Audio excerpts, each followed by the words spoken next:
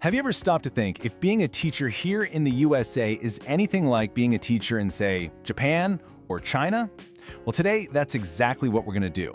We're going to dive into the teaching profession in these three global giants. We'll uncover how culture, policy, and respect really shape the classroom in ways you might never expect. So let's get right into it. I mean, it sounds like such a simple question, right? But the answer? It changes completely depending on where you are in the world. A teacher's role, the respect they get, even how many days a year they're in school, it can all look totally different. So let's really explore what being a teacher means on a global scale. And hey, a massive welcome to all of you studying the teaching profession. I'm so excited you're here. Think of this as your personal tour guide to the world of education. We're looking at the very systems you might one day work in or even borrow ideas from.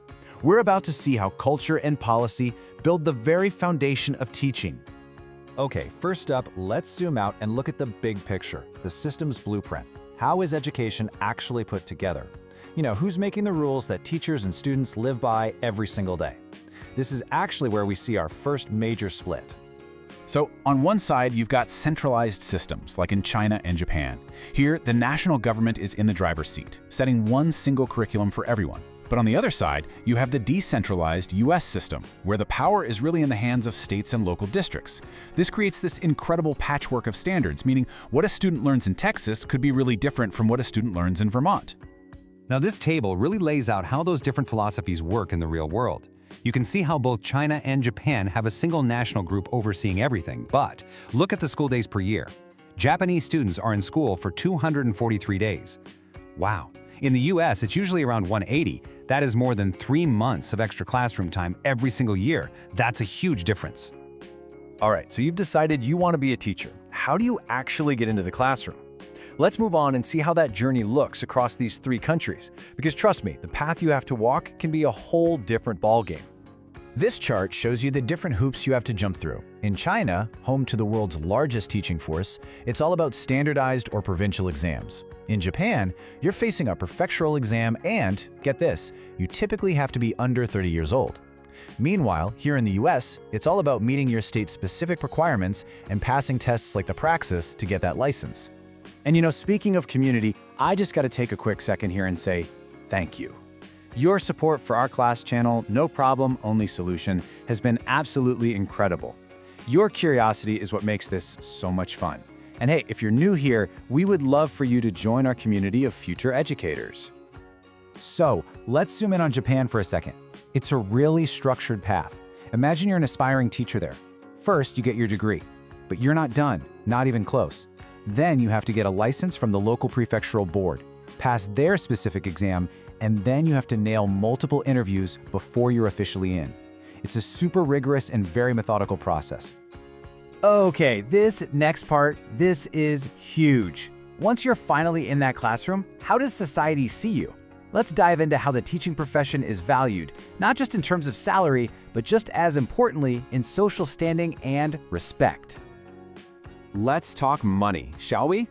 In Japan, the average annual salary for a teacher is about $43,000, almost $44,000. It's a solid professional wage for a stable career. Now, how do you think that compares to the US? Well, would you look at that? In the USA, the average is just a bit higher, almost $45,000.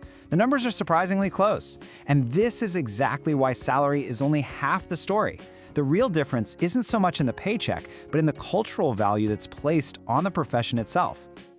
This quote, from a list of rules for students in China, it says it all. The cultural respect for teachers there is just immense. The classroom is a place where the teacher is seen as the absolute source of knowledge, and a student's job is to absorb that wisdom. And all of that deep-seated respect, well, it leads to a tangible result. According to the Global Teacher Status Index, China is ranked #1 in the entire world for the status of its teachers. That's just an incredible testament to how valued the profession is. And right here, this is the crucial takeaway. In terms of how society sees you, being a teacher in China is on the same level as being a doctor. I mean, just let that sink in for a minute. It completely reframes the whole conversation about what it means to be an educator. So, after this whirlwind global tour, let's bring it all back home. What can you, as a future teacher, take away from all these different approaches? How can this info help shape the kind of educator you want to become? So, what did we learn? Well, we saw China's model of incredible respect and authority. We saw Japan's deep focus on structure and moral character. And we saw the American system's emphasis on flexibility and local control.